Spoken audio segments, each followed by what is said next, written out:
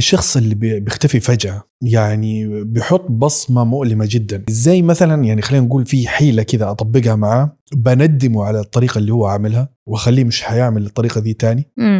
ان انا ما حسوش ان انت اختفيت اصلا.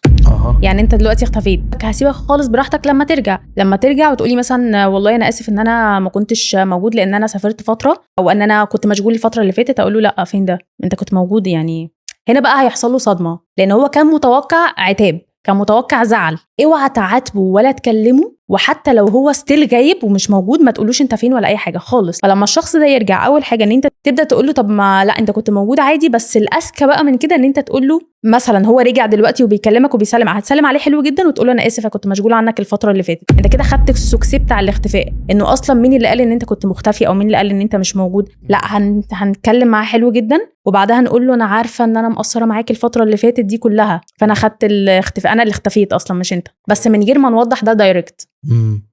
روعة. طب الشخص اللي بيقلب الترابيزة عليا، اللي بيرمين الغلط عليا، أنا أعمل إيه؟ يعني أدافع عن نفسي ولا أبرر ولا أعمل إيه بالضبط؟